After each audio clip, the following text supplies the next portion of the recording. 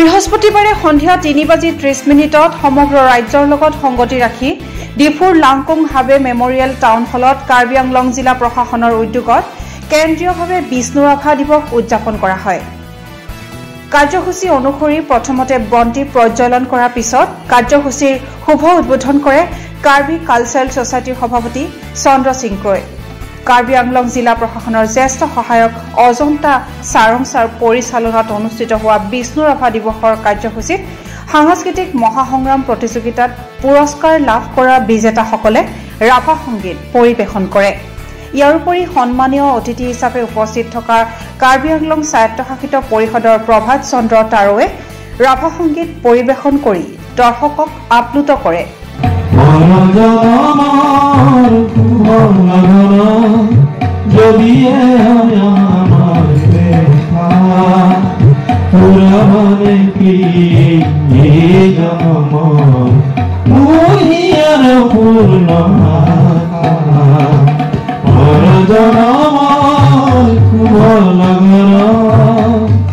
আজিৰ কাৰ্যসূচীত জিলা আয়ুক্ত মধুমিতা ভাগৱতীকে ধৰি বিশিষ্ট অভিনেতা ৰাজীৱ ক্ৰ আৰু ডিফুৰ কেইবাগৰাকী জ্যেষ্ঠ নাগৰিক আৰু ছাত্ৰ ছাত্ৰীসকল উপস্থিত থাকে।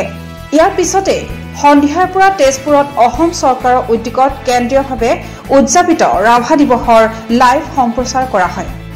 আৰু আপোনালোকে জানে আজি কেন্দ্ৰীয়ভাৱে তেজপুৰত তেখেতৰ ঘৰ তেজপুৰ কলিবাৰীতে হয় আৰু তেজপুৰতে আজি তেওঁ ৰাভা দিৱস পাতিছে আৰু চিফ মিনিষ্টাৰ ছাৰ এতিয়া আমি লাইভ প্ৰগ্ৰেমটো ইয়াতে আমি দেখাম এতিয়া আৰম্ভ হ'ব আৰু আমি ইয়াতে আজি যিখিনি আমাৰ ফাইনেলিষ্ট আছিলে সাংস্কৃতিক মহাসংগ্ৰামৰ যোনে ৰাভা গান গাইছিলে তেখেতসকলক আমি মাতি আনিছিলোঁ আৰু আপোনালোকে এইমাত্ৰ দেখা মতে চন্দ্ৰ সিং ক্ৰ ডাঙৰীয়াক আমি আজি ইয়াতে মুখ্য অতিথি হিচাপে মাতিছিলোঁ। তেখেতৰ ভাষণ পিছত এইটো ইনাগুৰেট কৰিছিলোঁ।